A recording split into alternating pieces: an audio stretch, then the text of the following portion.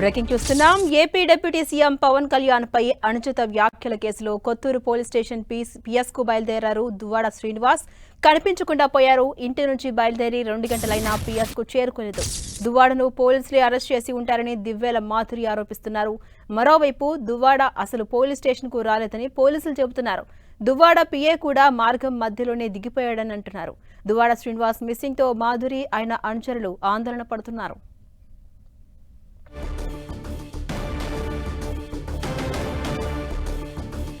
ఇదే అంశంపై మరింత సమాచారం మా ప్రతినిధి బాలు అందిస్తారు. Balu, AP deputy CM Pawan Kalyan పై అనుచిత వ్యాఖ్యల కేసులో కొత్తూరు పోలీస్ స్టేషన్ పిఎస్ కు బయలుదేరిన దువ్వాడ శ్రీనివాస్ కనిపించట్లేదు. పోలీసులే అరెస్ట్ చేశారు.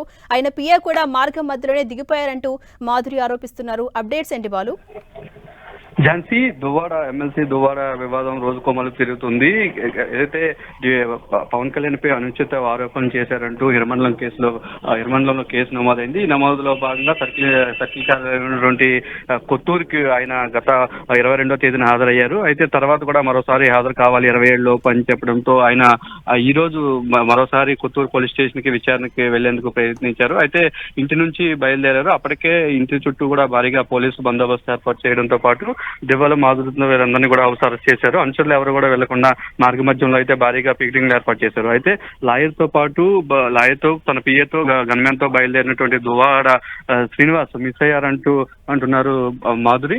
ఇక్కడ నుంచి బయలుదేరిన తర్వాత మార్గ మధ్యంలోనే దువ్వాడ ఎవరైతే పోలీసులు ఓన్లీ ఇద్దరిని రమ్మన్నారని చెప్పి మిగిలిన వారందరినీ కూడా దించేశారు. తను ఒక్కడే వెళ్లారు. అయితే మార్గ మధ్యలో అక్కడ నుంచి కాంటాక్ట్ లో లేరు ప్రస్తుతానికి. అయితే దీనిపై పోలీసులే అరెస్ట్ చేశారు అంటున్న అనుమానం అయితే ఆమె వ్యక్తం చేస్తున్న పరిస్థితి అయితే ఉంది. అయితే మరోవైపు అయితే కొత్తూరు పోలీసులు అయితే దువ్వాడ శ్రీనివాస్ సార్ వస్తారంటూ ఇప్పటికీ వెయిట్ చేస్తున్నారు. దానికి సంబంధించి అక్కడ చెకింగ్స్ అయితే మధ్యలో పోస్టులు పెట్టి కూడా చెకింగ్స్ చేస్తున్న పరిస్థితి. ఈ నేపథ్యంలో ప్రస్తుతానికైతే దువ్వాడ శ్రీనివాస్ మిస్సింగ్ వ్యవహారం అయితే కలకలం రేపుతుంది. ఎక్కడ ఉన్నారన్న దానిపై అయితే ఇప్పటికైతే స్పష్టత లేదు. ఝాన్సీ, అంటే బాలు, అటు పిఎస్ కి కూడా పోలీసులు రాలేదు అని చెప్తున్నారు, కానీ పోలీసులపై ఆరోపణలు చేస్తున్నారు దివ్వేల మాధురి. మరి ఈ విషయంలో పోలీసుల నెక్స్ట్ స్టెప్ ఎలా ఉండబోతుంది?